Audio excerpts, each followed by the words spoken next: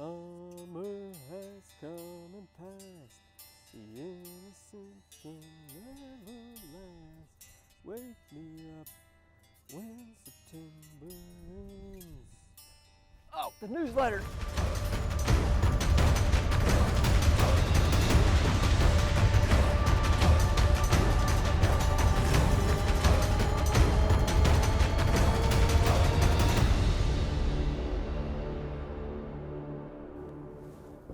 Sorry about that. I didn't realize it was September already. Texas Matt here for the September edition of the CNS Newsletter. Everyone wake up so I can fill your brains with the latest news in the trucking world. This month we have more accidents, more ATRI reports, more form talk, and more talk about Grandpa's cough medicine. Hang on, things are about to get weird.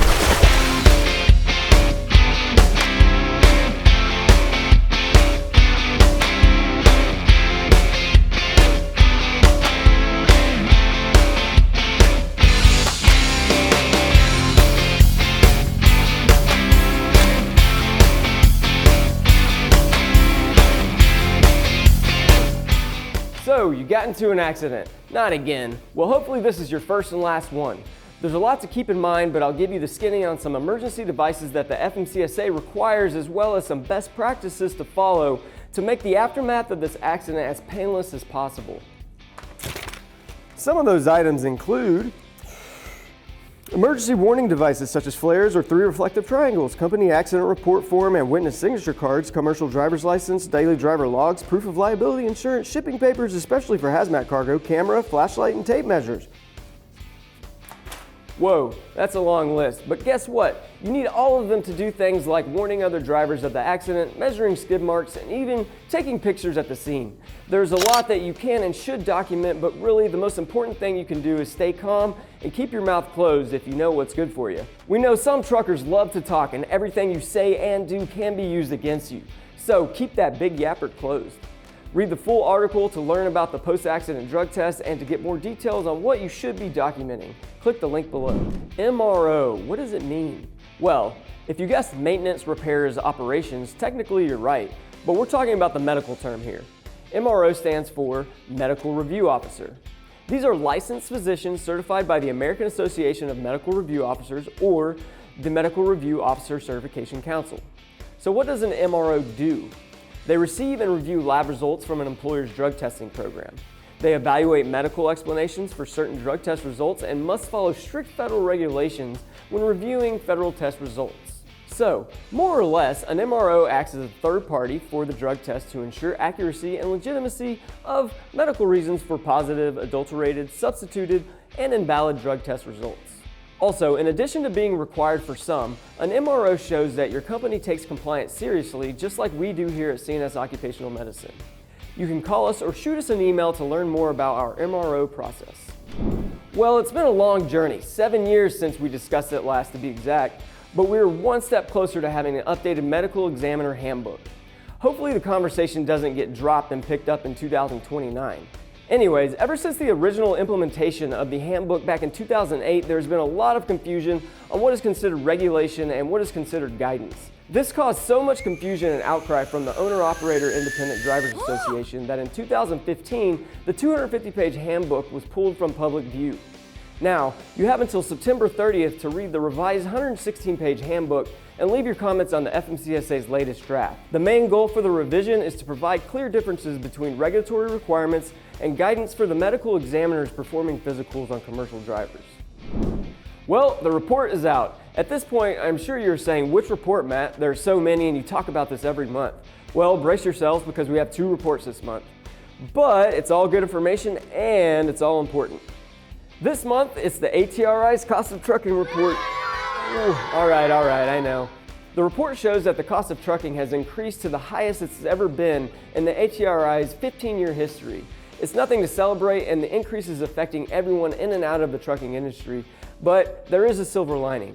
Companies are working more efficiently and the numbers are showing it. We talked about this in our 12 tips for proper trip planning recently, but carriers have been finding ways to become more fuel efficient and have decreased deadhead miles to just 14.8%.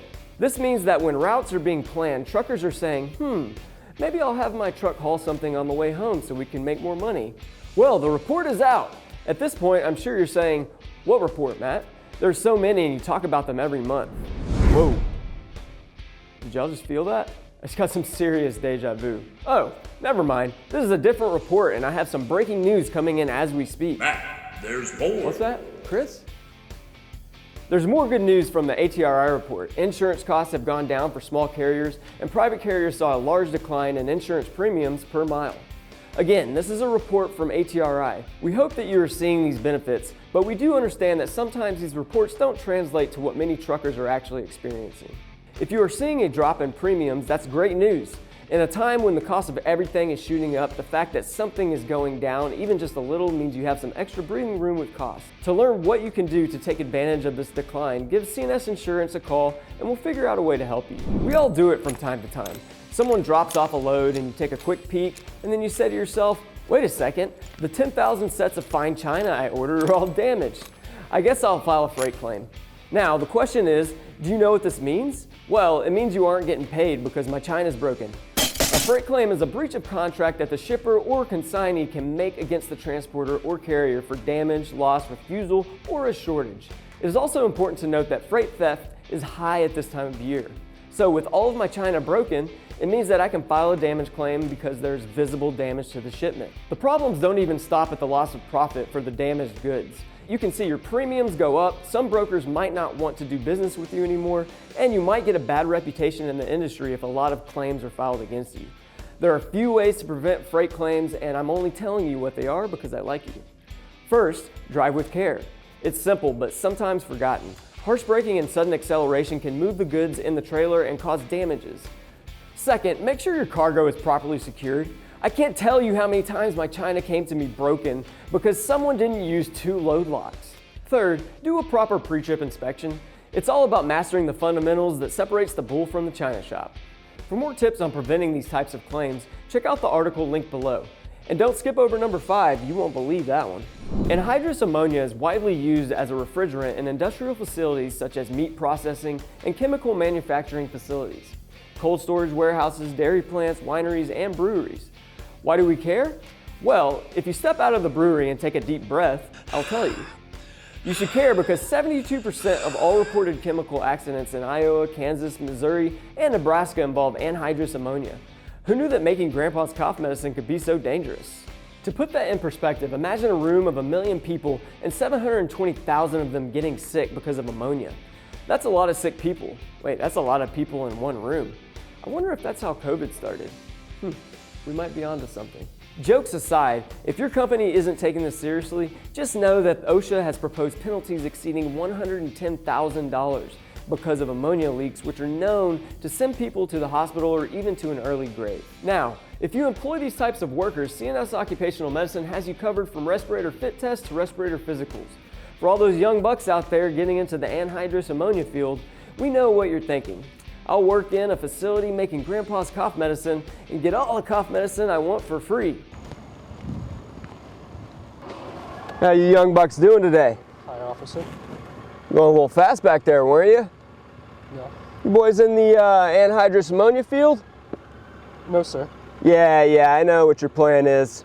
Get a job in a facility and suck back on grandpa's old cough medicine as much as you want, right? No. What's that down there? Nothing, sir. Why don't you go ahead and give that to me? No, I want to do that, sir. Keep your mouth shut if you know what's good for you.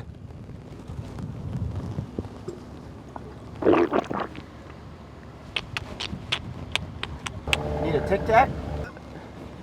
Get out of here! For more info, click the link in the top right of your screen. So that's it. I talked about a lot this month. Accidents, ATRI reports, ammonia, MROs, and more. But no worries, if you have questions, we will be here even when September ends. Feel free to reach out if you need help from any of our companies. We have trained DOT compliance, insurance, and medical professionals to help you. See you in October. Summer has come and passed. The innocent can